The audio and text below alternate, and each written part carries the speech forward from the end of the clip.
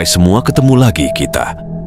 Cerita kali ini datang dari sebuah keluarga yang tewas mengenaskan akibat warisan pembawa petaka.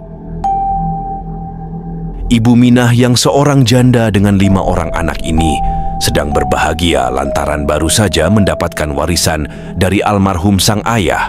Warisan itu dibagi secara adil menjadi 3 bagian lantar orang tuanya sudah meninggal semua. Bu Minah, Sukar, dan Mira, yang mana mereka adalah adik kandung Bu Minah. Di tengah-tengah kebahagiaan itu, Bu Minah harus menerima kabar buruk, yaitu anak perempuan satu-satunya yang bernama Lastri meninggal dunia setelah sakit secara misterius. Badannya kurus tinggal kulit pembungkus tulang, muntah darat hingga berak darah, dan paling membuat merinding, Lastri kerap kali mengamuk dan berteriak kehausan. Namun bukan air yang Lastri minta melainkan darah. Berbagai pengobatan telah dilakukan, namun hasilnya nihil. Lastri meninggal 3 bulan kemudian. Anak mantu Bu Minah yang sedang mengandung meninggal dunia beserta anak yang ada dalam kandungannya pasca melahirkan. Keadaan ini membuat semua keluarga Bu Minah sangat berduka. Namun duka itu belum selesai. Datang lagi kabar dari anak bungsunya meninggal kecelakaan. Ketika hendak pulang dari sekolah, jenazahnya sulit dikenali. Karena kepalanya hancur, otak dan darah berceceran di tempat kejadian. Mbah Jiman yang merupakan tetangga Bu Minah merasa aneh dengan kejadian yang menimpa keluarga ini. Lantas Mbah Jiman menemui salah satu anak Mbah Minah yang bernama Warto untuk mengatakan kecurigaannya. Bisa jadi ini berkaitan dengan warisan yang Ibu Minah terima. Setelah perbincangan itu, Warto menemui ibunya untuk menanyakan perihal warisan tersebut. Apa saja yang ibu dapat dari musyawarah itu selain warisan? Apakah ada yang merasa tidak puas dengan hasil pembagian warisan itu? Tanya Warto pada ibunya. Tidak semua sudah sepakat dan setuju atas pembagian itu. Bahkan Mira sudah memberikan sertifikat tanah yang masih atas nama kakekmu. Mira juga memberi ibu 1 buah kain jarek asli ukiran tangan, jawab Bu Minah. Warto pun pergi menemui Mbah Jiman dan menceritakan semuanya. Mbah Jiman terkaget saat mendengar kain jarek dari Mira. Mbah Jiman menyarankan untuk mengembalikan saja sertifikat dan kain jarek itu kepada Mira. Mbah Jiman menjelaskan bahwa kain jarek itu disimbol sebagai kemun atau selimut kematian. Kemungkinan seluruh keluargamu akan dibinasakan secara gaib oleh Mira.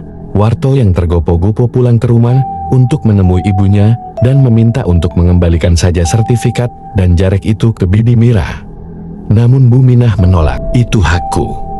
Lagi pula tidak masuk akal, kami mendapat bagian yang adil. Dan Mira tidak pernah mengatakan atau menunjukkan sikap keberatannya itu.